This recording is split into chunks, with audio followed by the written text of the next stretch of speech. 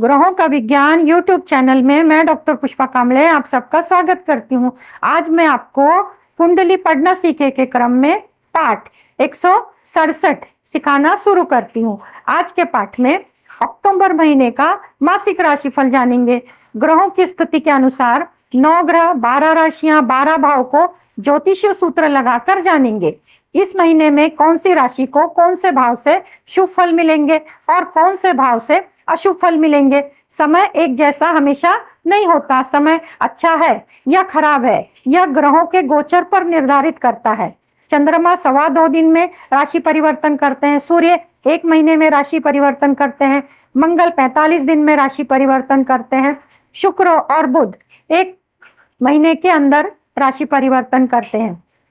अगर ग्रह वक्री होता है तो उसी भाव में होता है या तो उससे पिछले वाले भाव में अधिक दिन तक रहता है। व्यक्ति की जन्म समय की कुंडली और वर्तमान गोचर के साथ शुभ संबंध बनाती है तो गोचर का उस व्यक्ति पर शुभ परिणाम पड़ता है। अगर गोचर की संबंध व्यक्तिगत कुंडली के साथ अशुभ बनता है तो व्यक्ति पर उसका अशुभ परिणाम पड़ता है।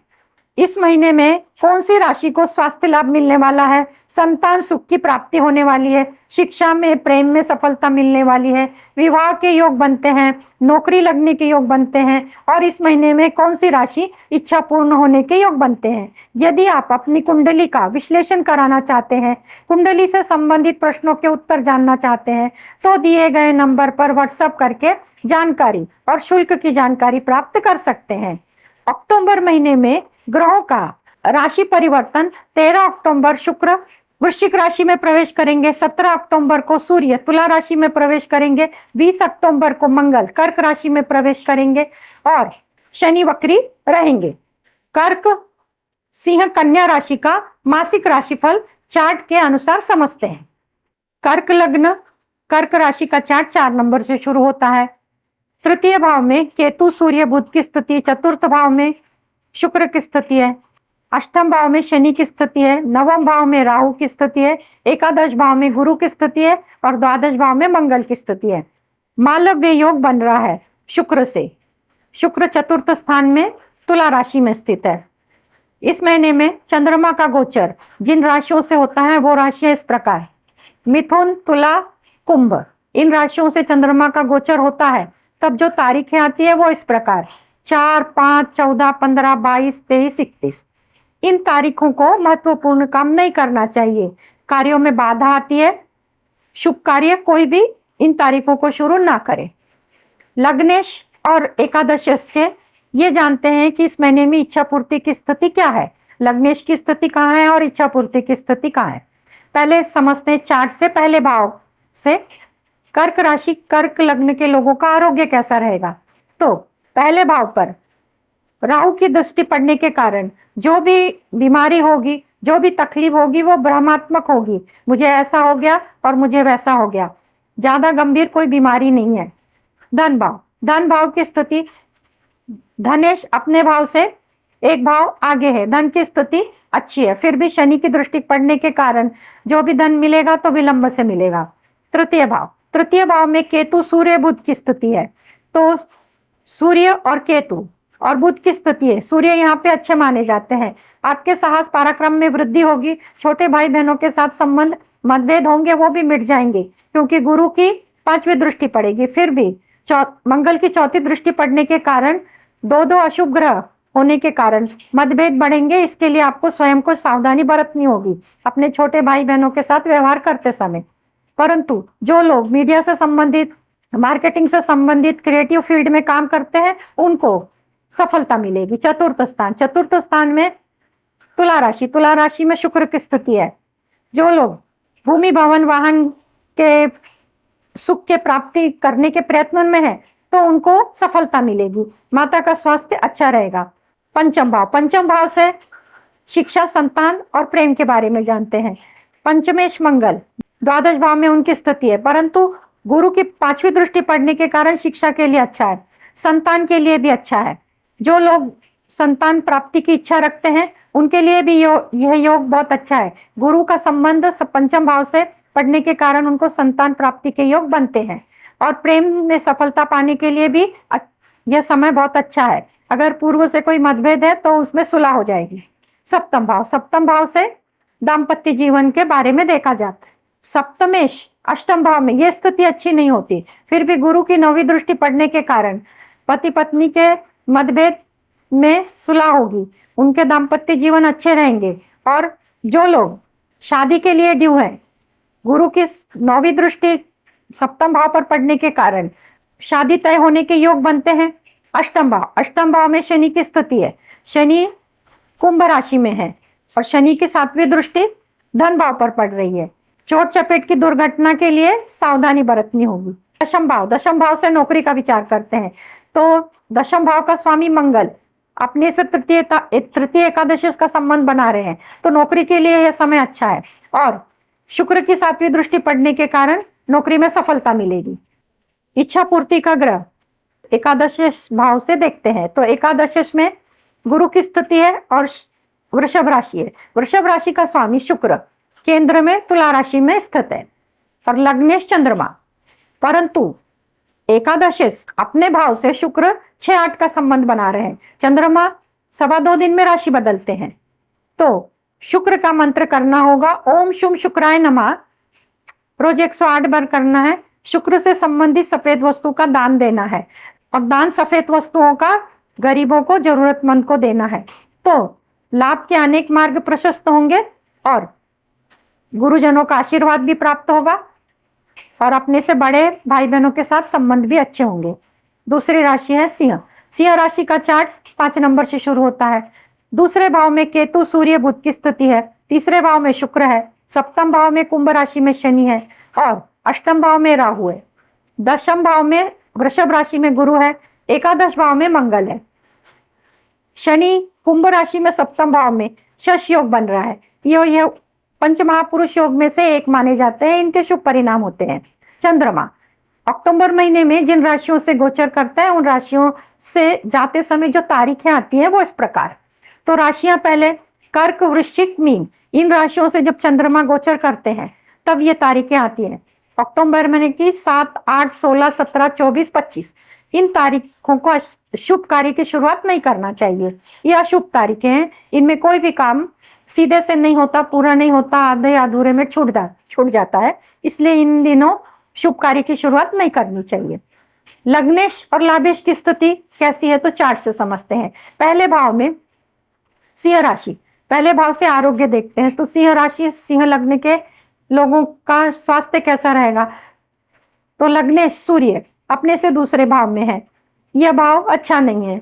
दूसरा और 7वां भाव मारक होता है और मंगल की स्थिति एकादश भाव में है। शनि 7वें दृष्टि से लग्न को देख रहा है, आरोग्य के लिए स्थिति अच्छी नहीं है। शनि की 7वीं दृष्टि होने के कारण आरोग्य खराब होगा, तो आपको आरोग्य संबंधी सावधानी बरतनी होगी।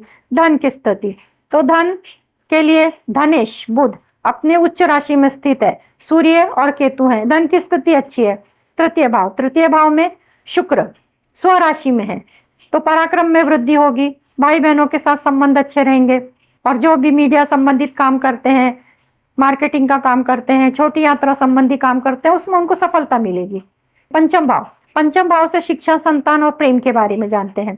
तो शिक्षा का जो ग्रह है, कारक ग्रह गुरु 10वें भाव में है और मंगल की 7वीं दृष्टि पड़ने के कारण शिक्षा के लिए बहुत अच्छा है, परंतु प्रेम प्रसंग के लिए स्थिति अच्छी नहीं है, क्योंकि मंगल विच्छेदात्मक स्थिति खड़ी करता है, तो जो प्रेम पहले से आ रहे हैं उनमें मतभेद होने की संभावना है। इसके लिए आपको स्वतः सावधानी बरतनी होगी। संतान के योग, तो पंचमें स्वयं गुरु है और गुरु 10वें भाव में वृषभ राशि में है, तो गुरु का संबंध पंचम भाव से होगा तो संतान प्राप्ति के योग बनेंगे, पर गुरु का 6-8 का संबंध बनता है तो संतान प्राप्ति के योग नहीं बनते। सप्तम भाव, सप्तम भाव में शनि कुंभ राशि में स्थित है, इस भाव से व्यापार और दाम्पत्य जीवन का विचार किया जाता है।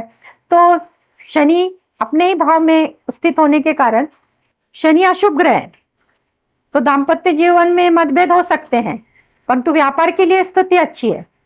और जो लोगों की शादी होने वाली है उनका योग बनता है कि नहीं देखते हैं। तो सप्तमें शनि अपने ही भाव में बैठे हैं, पर गुरु का शनि के साथ दृष्टि संबंध नहीं बनता, इसलिए शादी के योग नहीं बनते। अष्टम भाव में राहु की स्थिति है, राहु ब्रह्मात्मक ग्रह है, ब्रह्म की स्थिति खड़ी होती है, पर सामने से सूर्य की 7वीं दृष्टि अष्टम भाव पर पड़ने के कारण चोट चपेट दुर्घटना के योग बनते हैं। इसके लिए आपको स्वतः ही सावधानी बरतनी होगी। दशम भाव, दशम भाव से नौकरी का विचार करते हैं। दशम भाव में वृषभ राशि है और गुरु की स्थिति है और केंद्र में सप्तम भाव में शनि है। ऐसे स्थिति में अगर नौकरी के लिए आप प्रयत्नशील हैं तो आपको उसमें सफलता मिलेगी। एकादश भाव, एकादश भाव से फायदे का, लाभ का विचार करते हैं और इच्छा पूर्ति का विचार किया जाता है। तो एकादशेश बुध है और एकादशेश बुध धनेश, धन के भाव में कन्या राशि में उच्च के होकर बैठे हैं। तो और उन्हीं के साथ लग्नेश भी युति में है, लग्नेश सूर्य, सूर्य बुध एक साथ धन भाव में बैठे हैं। इसलिए इच्छा पूर्ति के लिए बहुत अच्छा समय है, इच्छा पूर्ति शीघ्र होगी। परंतु व्यक्तिगत कुंडली में अगर किसी का सूर्य के साथ, उनका सूर्य 6-8 का संबंध बना रहा है, यदि एकादशेश बुध के साथ व्यक्तिगत कुंडली में बुध का 6-8 का संबंध बना रहा है, तो ऐसी स्थिति में इच्छा पूर्ण होने में विलंब होता है। तो उसके लिए उपाय लग्नेश का करते हैं। तो लग्नेश सूर्य का मंत्र करना होगा, ओम घृणी सूर्याय नमः, रोज 108 बार करें। सूर्य से संबंधित दान गरीबों को दे, सुबह सूर्य को जल दे, लाल चीजों का, गुड़ का, मसूर की दाल का गरीबों को, जरूरतमंद को दान दे। और ये दान रविवार के दिन देते हैं तो आपकी इच्छा पूर्ण होने में मदद मिलेगी। इसके बाद की राशि है कन्या। कन्या राशि का चार्ट, कन्या राशि, कन्या लग्न का चार्ट 6 नंबर से शुरू होता है।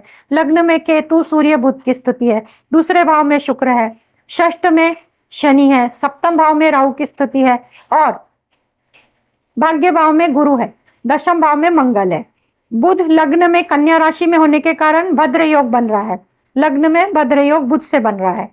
चंद्रमा का गोचर मेष राशि, सिंह राशि और धनु राशि से होता है। तो इन राशियों से जब चंद्रमा का गोचर होता है तो जो तारीखें आती है वो इस प्रकार 9, 10, 18, 19, 26, 27 ये अशुभ डेट्स हैं, तारीखें हैं। इन तारीखों को शुभ कार्य की शुरुआत ना करें। अगर करते हैं तो इन तारीखों में किए गए काम पूरे नहीं होते हैं, इसलिए इन तारीखों को काम शुरू नहीं करना चाहिए। लग्न भाव, लग्न भाव से आरोग्य देखते हैं। आरोग्य के भाव में सूर्य, केतु, बुध की स्थिति है। सूर्य, शीघ्र क्रोध आएगा, क्रोध पे अंकुश लगाना पड़ेगा और लोग आपकी प्रशंसा करेंगे। आपको अहंकार नहीं आना चाहिए, इसका आपको सावधानी बरतनी होगी, क्योंकि मंगल की 4थी दृष्टि पर लग्न भाव पर पड़ने के कारण और राहु की 7वीं दृष्टि पड़ने के कारण आरोग्य में बिगाड़ आ सकता है, आरोग्य खराब हो सकता है। इसके लिए आपको स्वयं सावधानी बरतनी होगी। फिर भी गुरु की 5वीं दृष्टि होने के कारण आरोग्य ठीक भी हो सकता है। धन स्थिति, धन भाव में शुक्र स्वयं की राशि में है, यह स्थिति अच्छी है धन के लिए। पंचम भाव से हम शिक्षा, संतान और प्रेम के बारे में जानते हैं। तो 10 नंबर यानी कि मकर राशि पंचम भाव में है और मकर राशि का स्वामी षष्ठ भाव में है। यह स्थान अशुभ है और मंगल की 8वीं दृष्टि पंचम भाव पर पड़ रही है। तो प्रेम प्रसंग के लिए, जिनके प्रेम संबंध चल रहे हैं उनके लिए यह विच्छेदात्मक है, मतभेद हो सकते हैं, सावधानी बरतनी होगी। और जो शिक्षा ग्रहण कर रहे हैं, शिक्षा के लिए अच्छा है, परंतु संतान प्राप्ति के लिए गुरु की 9वीं दृष्टि पड़ने के कारण जो लोग संतान प्राप्ति के लिए इच्छुक है उनके लिए संतान प्राप्ति का योग बनता है। सप्तम भाव से दाम्पत्य जीवन, व्यापार और जिनकी शादी होने वाली है उनके योग है या नहीं, ये देखते हैं। तो सप्तम भाव की जो राशि है मीन राशि का स्वामी गुरु अपने से तृतीय एकादश का संबंध बना रहा है, तो व्यापार के लिए अच्छा है, परंतु दाम्पत्य जीवन के लिए अच्छी स्थिति नहीं है, क्योंकि राहु की स्थिति है सामने से केतु की और सूर्य की स्थिति लग्न में होने के कारण 7वीं दृष्टि सप्तम भाव पर पड़ती है। यह अच्छी स्थिति नहीं होती है, दाम्पत्य जीवन में मतभेद और ज्यादा बढ़ने की संभावना होती है। इसके लिए आपको स्वयं सावधानी बरतनी होगी ये गोचर काल में। और जो लोग लग्न के लिए, विवाह के लिए इच्छुक हैं, तो गुरु कारक जब पंचम, सप्तम और भाग्य भाव से गोचर करते हैं तो विवाह तय होने के योग बनते हैं। सप्तमे स्वयं गुरु है और लग्नेश बुध है। गुरु की पंचम दृष्टि बुध पर पड़ रही है और बुध की 7वीं दृष्टि सप्तम भाव पर पड़ रही है। यह लग्न जमने के लिए, विवाह होने के लिए, विवाह तय होने के एक प्रकार के अच्छे समय है, शादी तय होने के लिए, और शादी तय भी होगी और संपन्न भी होगी। भाग्य भाव, भाग्य भाव में गुरु की स्थिति होने के कारण और शुक्र, वृषभ राशि का शुक्र धन भाव में है। धार्मिक यात्रा हो सकती है, धार्मिक स्थानों पे यात्रा हो सकती है और धार्मिक यात्राओं से लाभ हो सकता है। दशम भाव, दशम भाव से नौकरी का विचार करते हैं तो दशम भाव में मिथुन राशि, और मिथुन राशि का स्वामी बुध लग्न भाव में बैठा है, स्थिति अच्छी है। और मंगल दशम भाव में स्थित है, सूर्य पहले भाव में केंद्र में स्थित है। तो जो लोग नौकरी के लिए अर्जी दे रहे हैं उनको नौकरी में सफलता मिलेगी, जिन्होंने पहले से ही नौकरी में अर्जी दी है उनको भी सफलता मिलेगी। नौकरी के लिए यह समय बहुत अच्छा है। एकादश भाव, एकादश भाव में कर्क राशि, और कर्क राशि का स्वामी चंद्रमा है। चंद्रमा 2.25 दिन में राशि परिवर्तन करता है, परंतु बुध की स्थिति, लग्नेश बुध है, बुध की स्थिति लग्न में ही होने के कारण ये अच्छी स्थिति है। फिर भी जिनकी कुंडली में लग्नेश बुध जो है 6-8-12 का संबंध बना रहे हैं, या चंद्रमा से गोचर का अगर 6-8-12 का संबंध बनाता है तो वो 2.25 दिन में बदल जाता है, पर बुध 1 महीने के अंदर राशि परिवर्तन करते हैं। इसलिए लग्नेश का मंत्र करना होगा। लग्नेश का मंत्र बुध का, तो बुध का ओम बूम बुधाय नमः रोज 108 बार करना है, और हरी चीजों का दान करना है, गाय को हरा चारा खिलाना है। बुधवार के दिन आप ये दान दे सकते हैं। ये दान देते हैं तो इच्छा पूर्ति होने में मदद होगी और आपकी इच्छा शीघ्र पूर्ण होगी। आज के क्लास में इतना ही, धन्यवाद।